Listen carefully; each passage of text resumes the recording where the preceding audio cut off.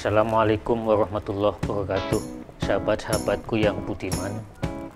Saya kali ini akan menjelaskan tentang bagaimana membuat abstrak pada skripsi, tesis, atau penelitian.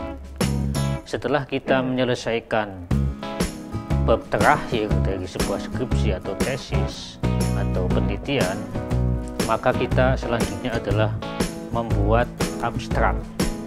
Dan membuat abstrak itu sebenarnya mudah sekali, yakni abstrak itu ada beberapa langkah, ya. Tetapi yang jelas adalah abstrak itu harus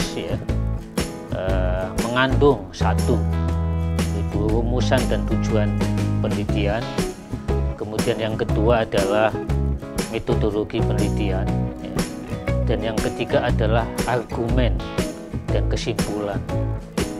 Jadi pokok-pokok dari abstrak ini harus jelas dulu, dan mudah saja sebenarnya. Kalau tujuan penelitian itu kita bisa ambil dari tujuan penelitian di halaman latar belakang. Kemudian di alinea kedua, metode penelitian, juga kita bisa melihat metode apa yang kita gunakan dalam penelitian ini. Kemudian yang ketiga adalah kesimpulan, itu diambil dari kesimpulan. Nah, 3 alinea sebenarnya yang harus kita buat di dalam abstrak. Meskipun dalam prakteknya itu ada berbeda-beda, tetapi yang paling lazim abstrak pada skripsi dan tesis itu terdiri dari 3 alinea. Dan kemudian ada keyword, ya, di bawah, paling bawah. Nah, keyword itu nanti berisi tentang variabel-variabel di dalam judul. Ini yang patut diperhatikan, dan kita tidak usah berlama-lama, kita kembali ke laptop. 3 langkah membuat abstrak skripsi dan tesis, disertai sampel, ya. Tapi sebelum itu kita akan menjelaskan pengertian abstrak. Pengertian abstrak adalah ringkasan dari karya yang lebih panjang seperti skripsi, tesis, dan disertasi atau makalah penelitian. Abstrak dengan ringkas melaporkan tujuan, metode, dan hasil penelitian Anda sehingga pembaca tahu persis apa isinya.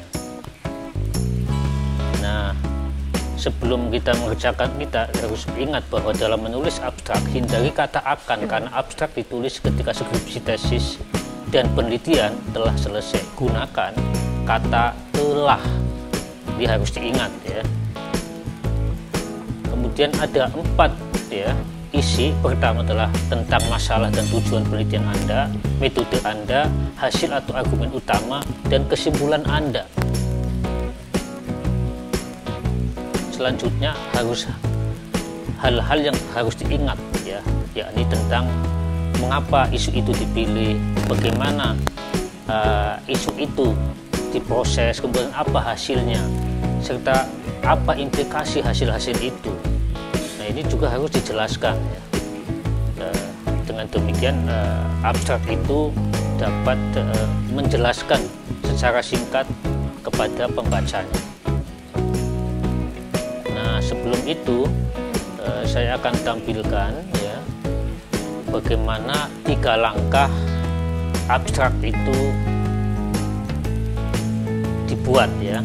Alinea pertama berisi tujuan penelitian, alinea kedua berisi metode penelitian, dan alinea ketiga berisi kesimpulan.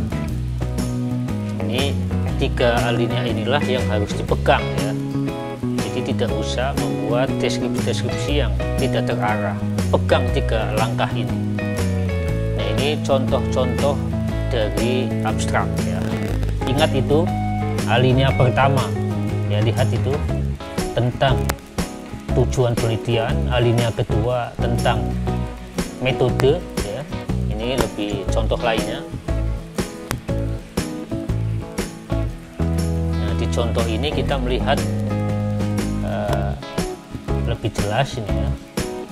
Alinea pertama tentang tujuan, alinea kedua tentang metode, dan alinea ketiga adalah hasil, dan yang paling bawah sendiri itu adalah kata-kata kunci.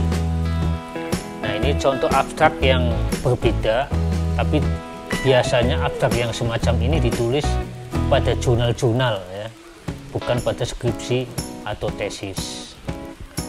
Semoga bermanfaat sehingga kita dapat membuat abstrak dengan mudah dan jelas serta benar. Wassalamualaikum warahmatullahi wabarakatuh.